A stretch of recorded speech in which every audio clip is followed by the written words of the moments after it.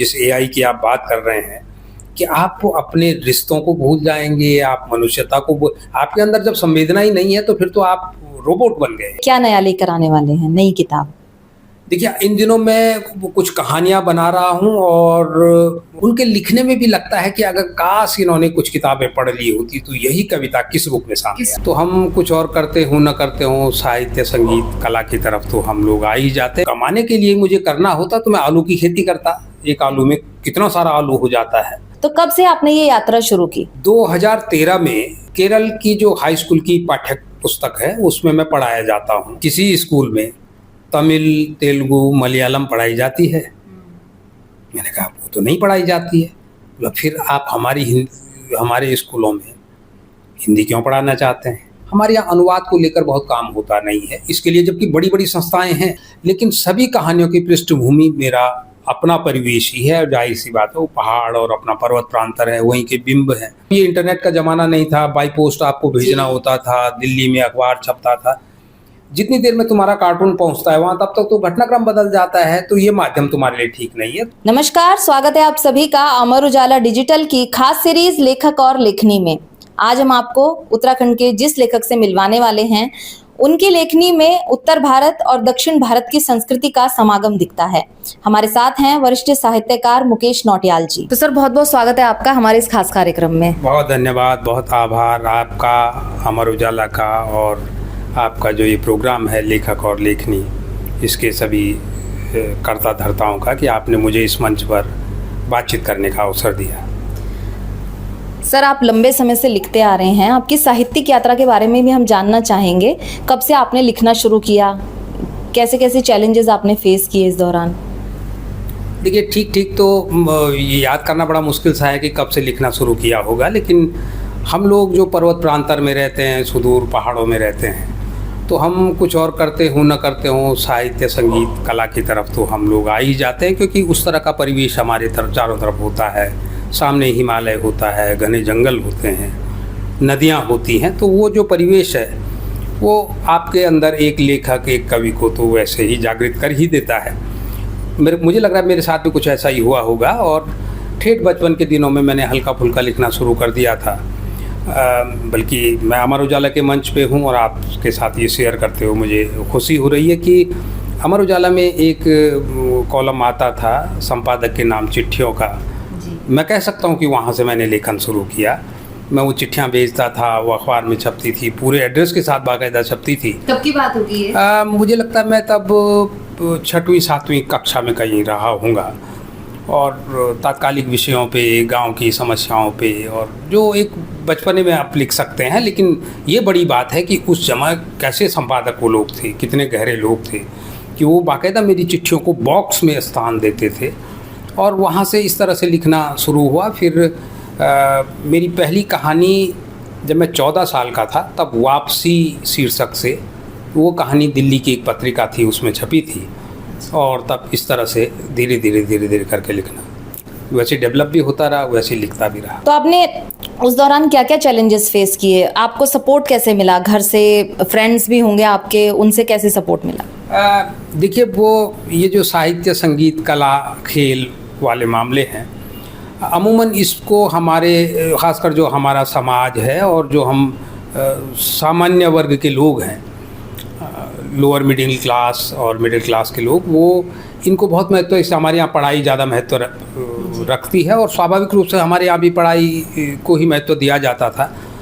शुरू में तो जब मैंने लिखना शुरू किया, तो क्योंकि मैंने बिल्कुल बचपन में अपने पिताजी को खो दिया था, तब मैं 9 साल का था, और माताजी अपने संघर्षों के चलते, हम 6 भाइयों का परिवार था, माताजी का अकेला संघर्ष था, तो सुदूर दुर्गम गाँव में हम रहते थे, पहाड़ों के अपने चैलेंजेज होते ही हैं जी। इन सारी परिस्थितियों के बाद जब माँ को लगा कि ये जो किताब है इससे हट के कुछ और किताबें पढ़ने लग गया है, तो माँ को भी ये चिंता हुई। माँ ने कहा, लेकिन उस बीच एक मज़ेदार घटना घटी, अगर आप इजाज़त दें तो मैं उसको ज़रूर शेयर करता हूँ। एक अखबार जो कानपुर से प्रकाशित होता था, उसमें मेरा एक लेख छपा, करुणा की पर्याय है गढ़वाली नारी। अच्छा। इस तरह का वो लेख था, और वो लेख जब सर्कुलेट हुआ तो वो उस समय के बहुत महत्वपूर्ण हमारे राजनेता थे, जो हमारे मुख्यमंत्री भी रहे संयुक्त प्रांत उत्तर प्रदेश के, हेमवती नंदन बहुगुणा जी। जी। वो उनकी नज़र में आए, उन्होंने उसमें नाम पढ़ा तो उसमें पता भी लिखा हुआ था, पता भी, तो वो तो हिमालय के इतने गहरे अध्येता थे, उन्होंने एकदम रिलेट कर दिया कि, लेकिन उनको ये लगा कि ये बड़ा कोई बुज़ुर्ग और उम्र दराज आदमी है। उन्होंने मुझे बहुत बढ़िया पत्र लिखा, एक पोस्ट कार्ड, कि भाई मैंने आपका नौटियाल जी पत्र पढ़ा, और जो एक बच्चे का होता है, तब मैं 9वीं जमात में था, तो मैंने उनको बिल्कुल भावुक अंदाज में अपना पूरा 13-14 पेज का चिट्ठी कि मैं तो बच्चा हूँ और पढ़ता हूँ, तो वो उनके पास गया और उस ज़माने में उन्होंने मुझे 251 रुपये का मनी ऑर्डर भेजा। अब एक बड़ी मज़ेदार बात मैं आपको बताऊँ, मैंने कहीं नहीं लिखा था कि मेरा इंटर कॉलेज कौन सा है। उन्होंने अपने अनुमान से ये समझ लिया कि अगर ये इस गांव का लड़का है तो इसका कॉलेज ये होना चाहिए। उन्होंने GIC रुद्रप्रयाग में मुकेश नौटियाल और GIC रुद्रप्रयाग करके मनी ऑर्डर भेजा। पोस्टमैन हमारे गांव के ही हमारे एक भाई साहब थे। जब बहुगुणा जी का रुद्रप्रयाग पोस्ट ऑफिस में मनी ऑर्डर गया तो हड़कंप मच गया कि भाई अब ये आदमी है कौन। इंटर कॉलेज में आए तो एक KD शर्मा साहब मुरादाबाद के बहुत सख्त मिजाज प्रिंसिपल हमारे होते थे, उन्होंने मुझे तलब किया। मुझे लगा मुझसे कोई गलती हुई होगी। अक्सर मैं, क्योंकि बहुत दूर से हम लोग आते थे, देर में पहुंचता था, प्रेयर समाप्त हो चुकी होती थी, कई बार जल्दी चला जा, मुझे लगा कि मुझे कुछ मार पिटाई का मामला है। डरते डरते पहुंचा तो वहाँ मैंने देखा कि हमारे क्लास टीचर से लेकर सारे टीचर्स बैठे हुए हैं, और हमारे वो कलीराम सेमवाल जो पोस्टमैन थे भाई साहब, वो भी बैठे हैं। तो मुझे प्रिंसिपल साहब ने सीधे कहा कि तुम हेमवती नंदन बहुगुणा जी को कहाँ से जानते हैं। मैंने कहा जी मैं जानता तो नहीं हूँ, उनका एक चिट्ठी आई थी, मैंने जवाब लिखा था। मुझे तब तक भी ये लगा कि ये भी एक अपराध किया है मैंने।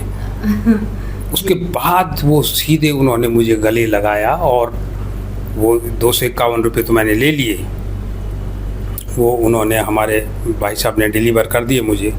अगले दिन फिर उन्होंने मुझे प्रेयर में बाकायदा सम्मानित किया, और वहीं से एक मिजाज बना, एक छवि बनी कि भाई ये बच्चा पढ़ाई के अलावा कुछ अलग करता है। और तब वो सूचना जो माँ के पास गई तो माँ को लगा कि हाँ ये रास्ता भी एक बढ़िया रास्ता है और इस पर चला जा सकता है। तो फिर माँ ने मुझे बहुत ज़्यादा सपोर्ट किया।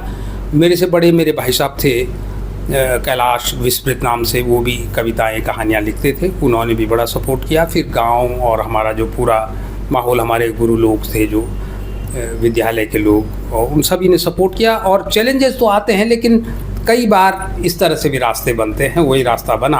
तो कहीं ना कहीं एक चिट्ठी ने, हम कह सकते हैं कि आपको आगे बढ़ने के लिए, आगे लिखने के लिए प्रेरित किया। जी जी, कैसा सर, जो हमारी उत्तराखंड की भूमि है, हिमालय पट्टी है पूरी, कई लेखक यहाँ से हुए। आपको क्या लगता है, क्या है यहाँ कि जो इतनी लेखक यहाँ पर हैं, आज इतने बड़े मुकाम पर हैं, लोगों को एक सामाजिक दिशा देने का काम कर रहे हैं?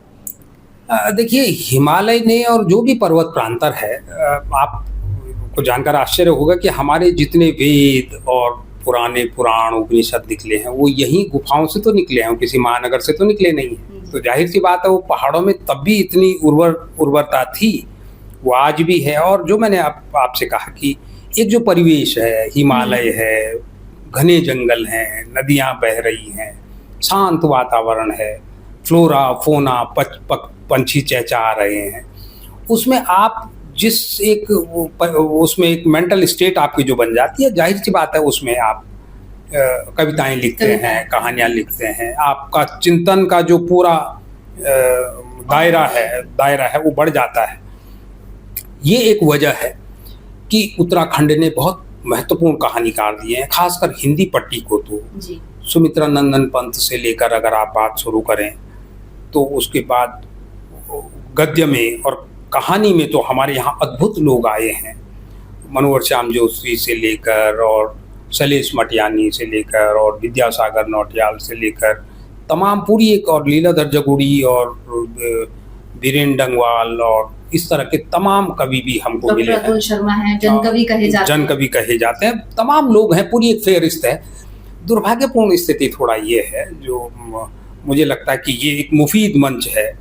अमर उजाला इस तरह की चर्चाएं लगातार करता भी रहा है। इसलिए मैं इस मंच पर विशेष रूप से कह रहा हूँ ये बात कि जितने महत्वपूर्ण साहित्यकार इस पर्वत प्रांतर ने दिए हैं हिंदी पट्टी को, उनमें से बहुत सारे लोगों को का मूल्यांकन हिंदी पट्टी ने किया नहीं है। बहुत सारे लोग हैं जो बहुत महान लेखक हैं, उन्होंने अद्भुत महान रचनाएं दी हैं, लेकिन उसको हिंदी पट्टी ने नहीं लिया। और इस बार इसका मुझे कारण ये लगता है कि जब तक चीज़ें इलाहाबाद तक केंद्रित थी, बनारस तक केंद्रित थी, तब तक तो चीज़ जहाँ से व्यवस्थाएं दिल्ली गई और दिल्ली एक साहित्य की मंडी बन गई कि दिल्ली में बैठे संपादक जी आपको सर्टिफिकेट देंगे कि आप नंबर 1, तो आप नंबर 1 आप। और ये जो हमारा जो प्रांत है, आप आश्चर्य करेंगे कि दिल्ली नज़दीक है, लेकिन उसके बावजूद हमारा संबंध इलाहाबाद से, लखनऊ से ज़्यादा रहा है। तो वहाँ से तो हम कनेक्टेड थे।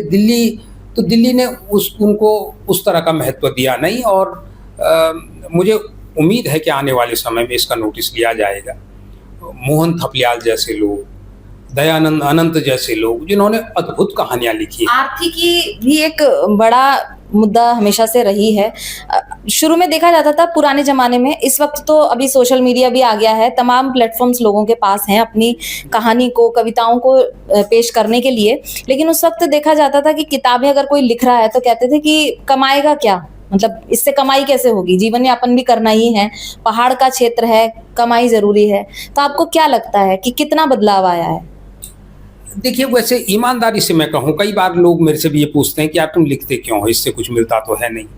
तो मैं उनको बराबर कहता हूँ कि यार अगर कमाने के लिए मुझे करना होता तो मैं आलू की खेती करता। एक आलू में कितना सारा आलू हो जाता है। उसके लिए तमाम माध्यम है, केवल कमाने के लिए आप लिखते नहीं हैं। लिखना तो अंतस का लिखना वैसा ही है जैसा आपका सांस लेना, जैसा आपका पानी पीना।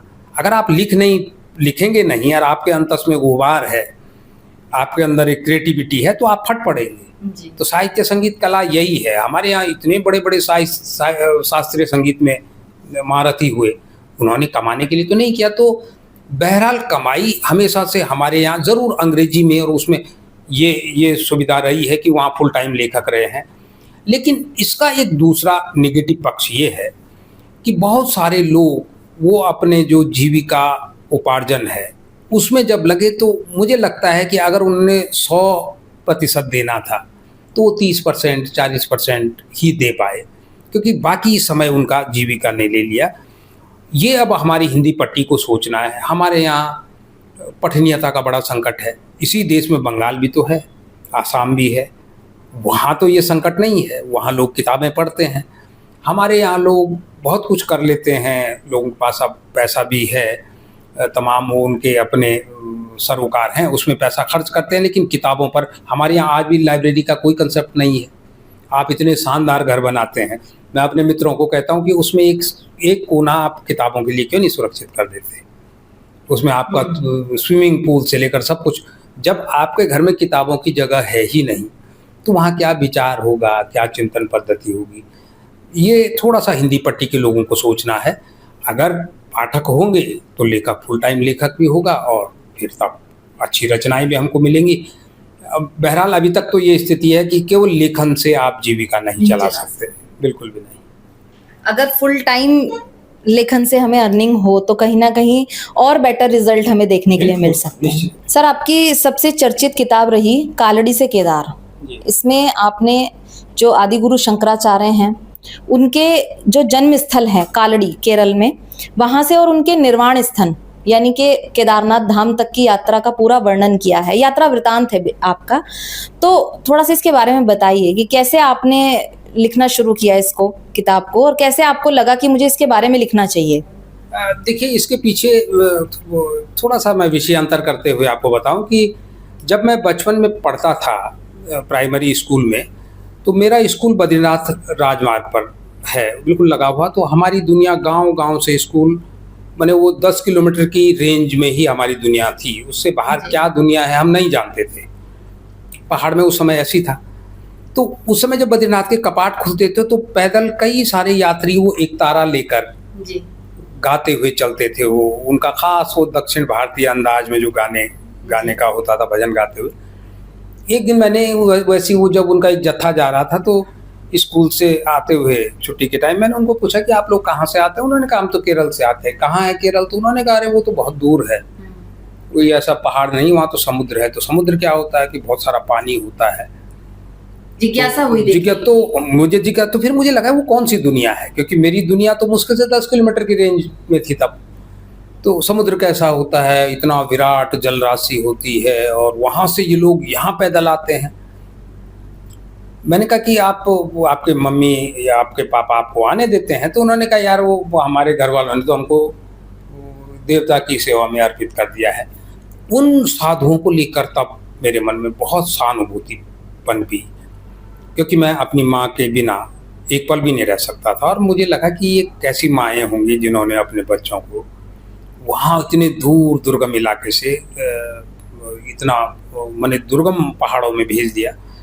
मेरे अंतस में चलता था वो एक मन में दबा हुआ था। लेकिन बाद में जब मैं बड़ा हुआ और मैंने इन पहाड़ों के इतिहास को पढ़ा, उत्तराखंड के हिमालय के इतिहास को पढ़ा, फिर मुझे लगा कि पूरे उत्तराखंड में अगर पूरे उत्तरांचल को अगर आप देखते हैं तो एक गुरु गोरखनाथ और दूसरे आदि गुरु शंकराचार्य, इन दो लोगों का यहाँ बहुत ज़्यादा प्रभाव रहा है। उससे पहले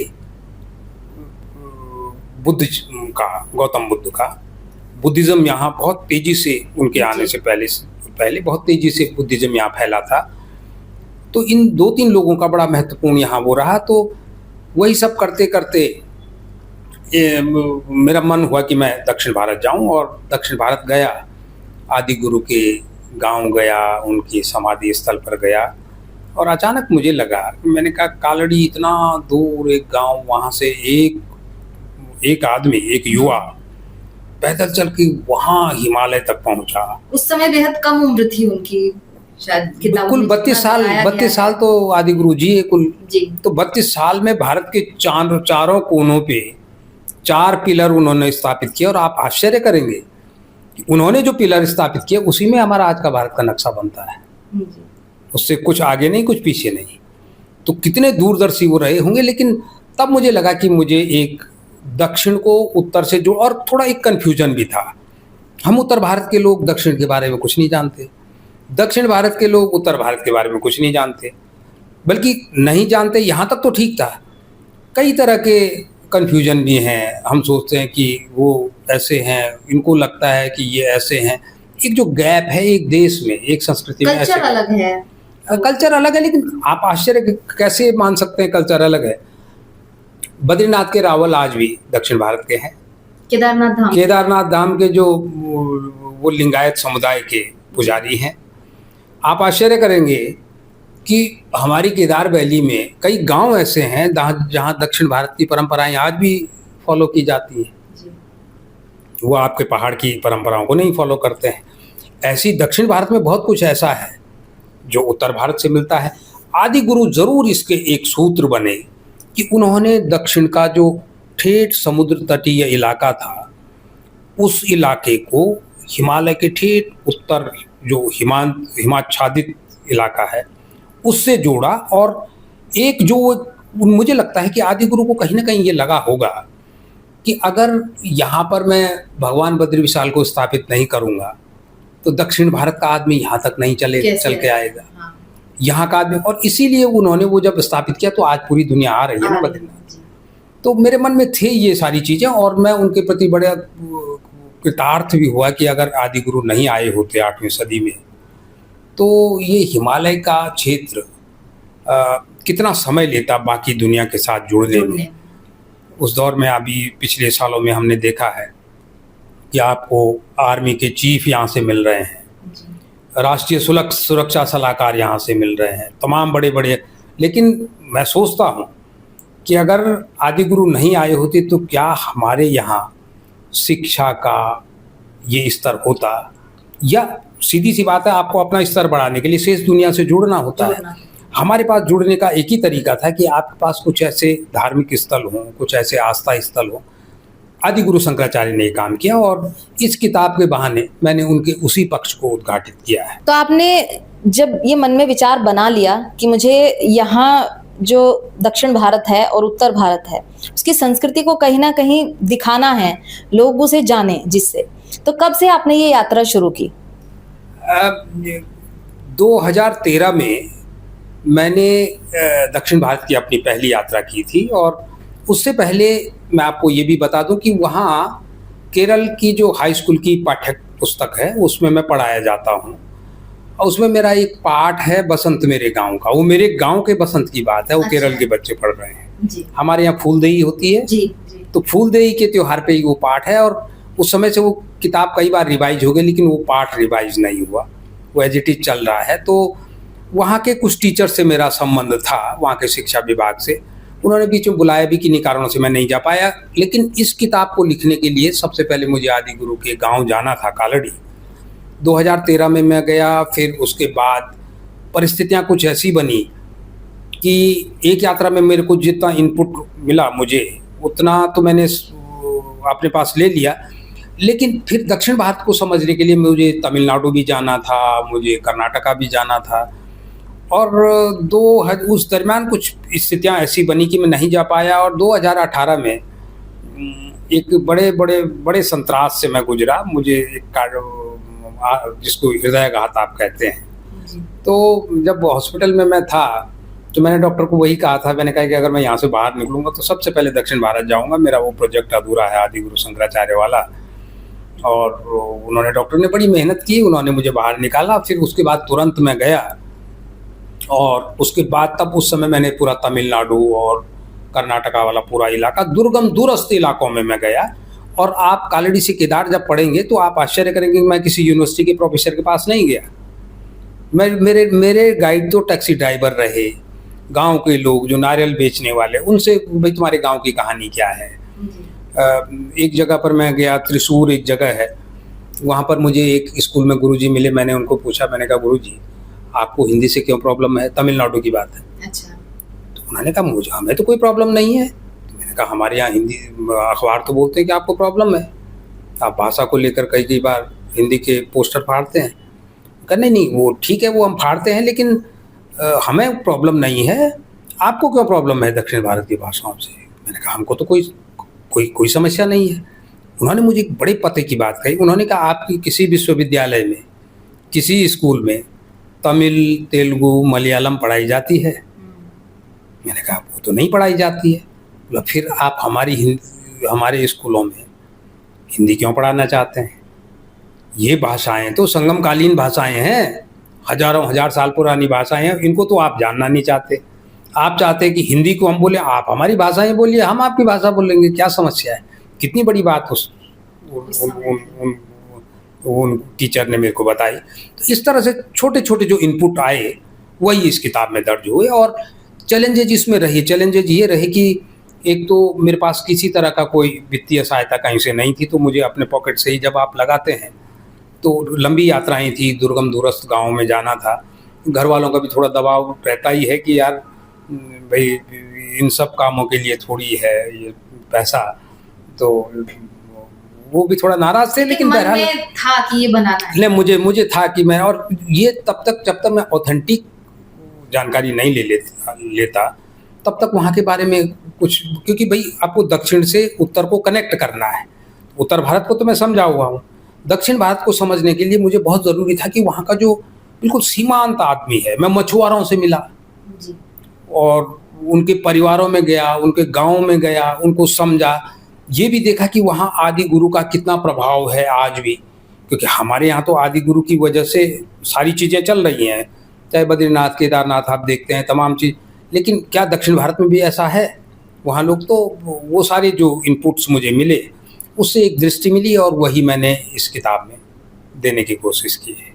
बहुत अच्छा। आज जब हम केदारनाथ में देखते हैं आदि गुरु शंकराचार्य की एक विशाल प्रतिमा जो वहां लगाई गई है, लोग जाते हैं वहां दर्शन करते हैं, तो कहीं ना कहीं ये जो उनका एक सोच थी, उनके विचार था कि दोनों जो प्रांत हैं, दक्षिण और उत्तर, दोनों का जो कनेक्ट जो हो वो सार्थक आज कहीं ना कहीं सिद्ध होता नजर आ रहा है। जी। तो अभी इस किताब के कितने 2 एडिशन आ गए हैं, आगे भी कुछ कर रहे हैं आप? और दूसरा एक महत्वपूर्ण सवाल मैं ये भी पूछना चाहूंगी कि ये जो किताब है, क्योंकि दक्षिण भारत से जुड़ी है, तो वहाँ के लोग इस हिंदी किताब को आई थिंक नहीं समझ पाएंगे, तो उसके लिए क्या कुछ प्रयास हो रहे हैं कि ये दूसरी भाषा में भी आए, जिससे वहाँ के लोग भी इसको पढ़ें, क्योंकि एक महत्वपूर्ण दस्तावेज है ये। देखिए, मेरे स्तर पर मेरा बड़ा मन था कि ये किताब अंग्रेजी में भी आए और ख़ासकर जो दक्षिण भारतीय भाषाएं हैं उनमें भी आए। इसमें जो संवाद है उत्तर भारत के लोग तो समझ जा रहे हैं, लेकिन बिल्कुल आपने ठीक कहा कि दक्षिण भारत के लोग जिनके बारे में ये वो समझने में दिक्कत है। हमारे यहाँ थोड़ा ये ज़रा दुर्भाग्यपूर्ण स्थिति है, हमारे उत्तर भारतीय इलाके में हिंदी पट्टी में ख़ासकर हमारे यहाँ अनुवाद को लेकर बहुत काम होता नहीं है। इसके लिए जबकि बड़ी बड़ी संस्थाएं हैं, विश्वविद्यालय हैं, ये काम विश्वविद्यालयों का है, ये काम उन संस्थाओं का है कि हमारे जो यहाँ से जो अच्छा साहित्य है, जो अच्छे साहित्यकार, आप आश्चर्य करेंगे कि हम प्रेमचंद को भी ठीक से अभी तक विश्व की तमाम भाषाओं में ट्रांसलेट नहीं कर पाए।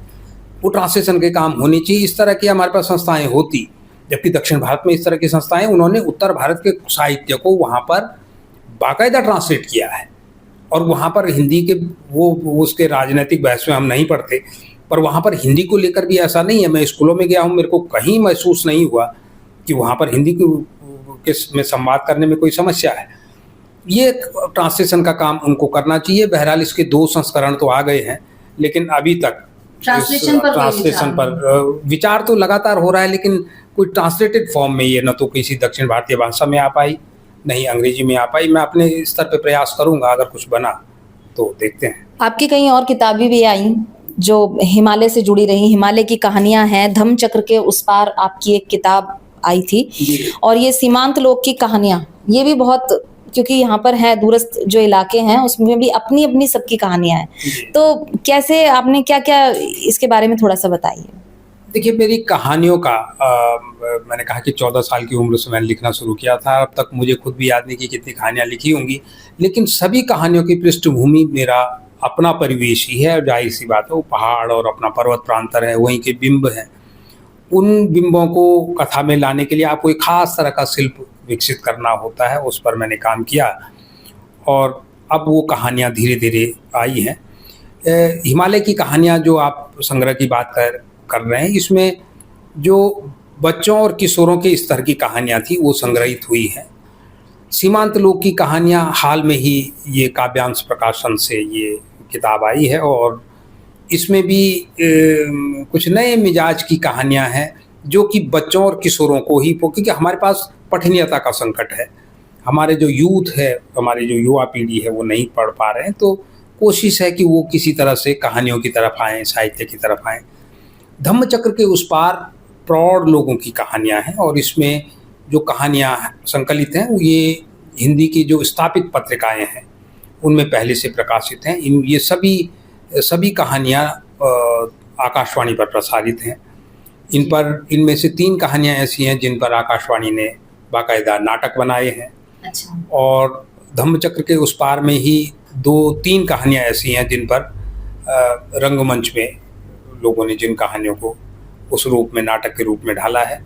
तो ये एक चर्चित संग्रह रहा, और इस तरह से मेरे अभी लगभग 9 किताबें हैं जो बड़ों के लिए हैं, और 8 किताबें हैं जो बच्चों के लिए हैं। तो कोई एक कहानी, क्योंकि जब हम लिखते हैं तो कोई ना कोई एक कहानी या किस्सा ऐसा होता है जो हमारे मन पे छप जाता है कि हमें याद रह जाता है हमेशा के लिए। कुछ याद है आपको कोई कहानी या कोई किस्सा ऐसा जो आपके लेखन के दौरान आपको लगा हो कि हाँ इसमें भी कोई बात है?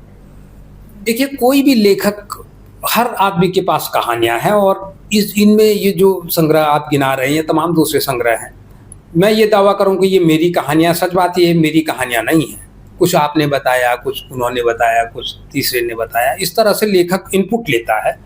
ज़रूर ये एक बात उसके अंदर होती है कि उसको लेखन करना आता है, उसके पास एक शिल्प है, उसके पास एक शब्द संपदा है, उसका संवाद का एक तरीका है, तो वो उसको कथा के रूप में ले आता है।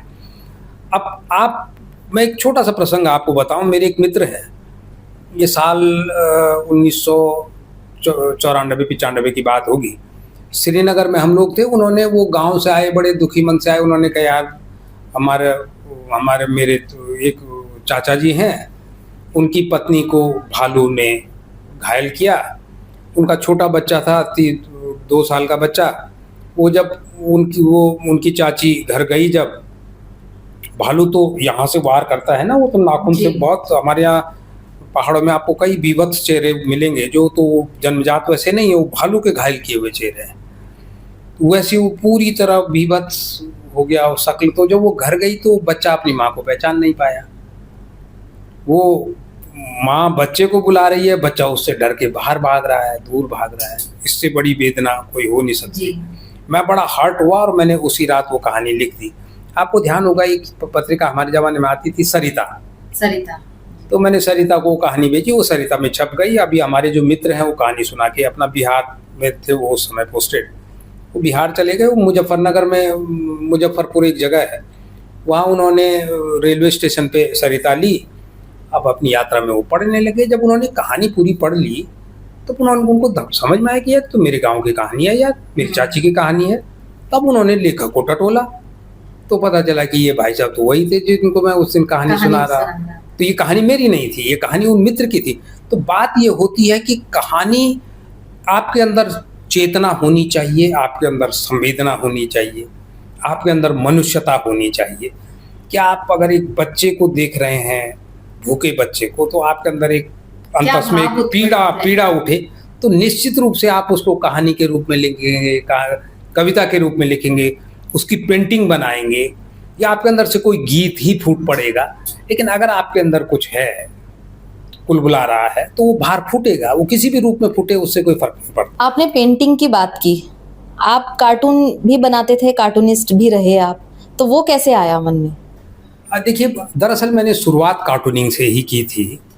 हमारे ज़माने में काक, सुधीर तेलंग और आर.के. लक्ष्मण इस तरह के कार्टूनिस्ट थे, और अखबारों में देख देख के मैंने भी कार्टून बनाना शुरू किया। और लेकिन बाद में हमारे जो मेरे बड़े भाई साहब थे, अग्रज, कैलाश, विस्मृत, उन्होंने मुझे कहा कि यार जितनी देर में, तब ये इंटरनेट का ज़माना नहीं था, बाई पोस्ट आपको भेजना होता था, दिल्ली में अखबार छपता था, जितनी देर में तुम्हारा कार्टून पहुंचता है वहाँ, तब तक तो घटनाक्रम बदल जाता है, तो ये माध्यम तुम्हारे लिए ठीक नहीं है, तुम लेखन में आओ। अच्छा। तो उसके बावजूद कुछ साल तक एक बहुत महत्वपूर्ण अखबार था, सुपर विलेज, उसने 3 साल तक मेरा कार्टून कॉलम छापा। और फिर मैंने कार्टूनिंग तो ऐसा बंद कर दी, बस कैरिकेचर वगैरह थोड़ा बहुत बनाना शुरू किया। वो अभी आज भी कभी कभार बना लेता हूँ, लेकिन पेंटिंग मैं आज भी करता हूँ, निरंतर करता हूँ। और इसी बहाने थोड़ा थोड़ा अपने अंदर का जो है अंतस का वो रंगों के जरिए बहुत बाहर अच्छा आता है। माध्यम भी है जी, निश्चित रूप भावनाओं को दिखाने का। जी। कहानी, कविताएं, पेंटिंग बहुत अच्छा माध्यम है। जी। आपकी साहित्यिक यात्रा तो बहुत अच्छी रही, और आने वाला जो यूथ है उसके लिए आप क्या संदेश देना चाहेंगे? कि क्योंकि ट्रेंड जिस तरह से बदल रहा है, राइटिंग का भी, लोग स्क्रिप्ट लिख रहे हैं आजकल, फिल्मों के लिए लिख रहे हैं या बुक्स भी लिखते हैं, तो क्या संदेश देना चाहेंगे कि किस तरह से लिखें जो वो जीवन में और अच्छा बेहतर कर पाएं? देखिए, युवाओं को जहाँ तक संदेश देने की बात है, तो मैं तो यही कहता हूँ बराबर कि लिखिए ज़रूर, लेकिन लिखिए बाद में, उससे पहले पढ़िए ज़रूर। जी। पढ़ने का बहुत बड़ा संकट है हमारे यहाँ। किताबों की संस्कृति, खासकर हिंदी पट्टी में, बहुत तेज़ी से ख़त्म होती जा रही है। जैसे मैंने कहा कि हम बड़े बड़े भवन बना रहे हैं, आलीशान भवन, उसमें एक कोना एक किताब के लिए नहीं है। तो पहले तो जो अभिभावक हैं वो पढ़ने की आदत डालें। ये नहीं हो सकता कि पापा मोबाइल देख रहे हैं, मम्मी मोबाइल देख रहे हैं, बच्चे को आप कह रहे हैं पढ़ो, वो क्यों पढ़ेगा, वो भी तो मोबाइल देखेगा। अगर आपने किताब ली है, आप प्रेमचंद को पढ़ रहे हैं, आप गोर्की को पढ़ रहे हैं, हमारा बच्चा भी तो किसी को पढ़ेगा। तो ये संस्कार आपको, पढ़ने लिखने के संस्कार आपको घर में विकसित करने पड़ेंगे। और ये बहुत खतरनाक दौर है ये जो आप लगातार स्क्रॉल कर रहे हैं। धीरे धीरे धीरे धीरे आपकी पूरी संवेदना और चेतना मर जाएगी। आप इतने सोखे हो जाएंगे जिस एआई की आप बात कर रहे हैं कि आप अपने रिश्तों को भूल जाएंगे, आप मनुष्यता को आपके अंदर जब संवेदना ही नहीं है तो फिर तो आप रोबोट बन गए हैं। तो पीढ़ी का विकास करना बहुत अच्छी बात है, लेकिन रोबोट बनना बहुत खतरनाक बात है। और रोबोट बनने से आपको केवल और केवल किताब और उसमें दर्ज साहित्य ही बचाता है। इसलिए युवा किताब ज़रूर पढ़ें, अनिवार्य रूप से कोशिश करें कि हर महीने 2 महीने में एक किताब वो ज़रूर पढ़ें, अपने पसंदीदा लेखक को पढ़ें। लिखने का जहाँ तक सवाल है, हमारे ज़माने में तो कुछ सीमित अखबार थे, सीमित पत्रिकाएं थी। अब पूरा सोशल मीडिया खुला पड़ा है, इतने सारे चैनल्स हैं, बहुत अच्छा लिख रहे हैं, बहुत उम्मीद जगती है अपने जब हम नए साथियों को पढ़ते हैं, अच्छा लिख रहे हैं, लेकिन उनके लिखने में भी लगता है कि अगर काश इन्होंने कुछ किताबें पढ़ ली होती तो यही कविता किस रूप में सामने आती। तो पठनीयता का जो संकट है वो भी खत्म होगा। ज़रूर उनको कोशिश करनी चाहिए कि लिखें तो लिखने से पहले पढ़ें ज़रूर, अपनी एक लाइब्रेरी बनाएं। बल्कि मैं तो कहता हूँ कि ये कितना अच्छा हो कि हम सभी का, जैसे हम अपने घर में एक पूजा कक्ष बनाते हैं, वही एक किताबों का कक्ष बनाएं। जो भी वहाँ पर आए अपनी पसंद की किताब ले जाए। और उम्मीद है कि आने वाले समय में, जैसे आजकल जो गीत संगीत और फिल्मों की आपने बात की, निश्चित रूप से वहाँ जो यूथ, जो नई पीढ़ी है वो बहुत सुंदर कर रही है, आपको नए नए आइडियाज़ आ रहे हैं, लेकिन उसके बावजूद पठनीयता का संकट बना है, वो वहाँ भी है। अगर उन्होंने भी पढ़ा होता तो हो सकता है कि जो हमारे पास हॉलीवुड में जो फिल्में आती हैं वो बॉलीवुड से भी आती। तो उसके लिए आपको ज़्यादा क्रिएटिव, कुछ नए एंगल से आप तभी सोच सकते हैं जब आप विश्व साहित्य पढ़ते हैं, तब आपको समझ में आता है कि दुनिया में ऐसा कौन सा विषय बचा हुआ है जिस पर अभी लिखा जाना बाकी है जी। वो कौन से लोग हैं जो अभी अछूते रह गए हैं, जिनको अभी साहित्य ने कवर नहीं किया। तो अब आप अपने जो पाठक हैं उनके लिए क्या नया लेकर आने वाले हैं, नई किताब? देखिए, इन दिनों मैं कुछ कहानियाँ बना रहा हूँ और भोपाल में हमारे कुछ मित्रों ने कुछ इस तरह की पहल की है कि जो किशोर और युवा हैं उनके लिए कुछ खास तरह की कहानियाँ रची जाएं। मैं सौभाग्यशाली हूँ कि उत्तराखंड से उन्होंने मुझे भी उस पहल में शामिल किया है। कुछ इस तरह की कहानियाँ मैं लिख रहा हूँ, रेडियो के लिए लगातार लिख ही रहा हूँ, और कुछ एक उपन्यास पे भी हल्का फुल्का काम चल ही रहा है, और पढ़ रहा हूँ, खूब पढ़ रहा हूँ। मेरा अनुमान है कि शायद हफ्ते में मैं एक किताब पूरी कर लेता हूँ। तो जल्दी हमें आपकी एक नई रचना देखने के लिए बिल्कुल, आप प्रतीक्षा कीजिए, ज़रूर बहुत जल्दी नई किताब आएगी। तो बहुत बहुत धन्यवाद सर हमारे साथ जुड़ने के लिए। बहुत आभार आपका, बहुत आभार। ये हमारे साथ थे मुकेश नौटियाल जी। अगली कड़ी में एक नई शख्सियत के साथ आपसे फिर मुलाकात होगी। तब तक देखते रहिए अमर उजाला डिजिटल। अगर आप ये वीडियो YouTube पर देख रहे हैं तो हमारे चैनल को सब्सक्राइब करें और बेल आइकन को दबाना ना भूलें। अगर आप Facebook पर ये वीडियो देख रहे हैं तो हमारे पेज को लाइक करें।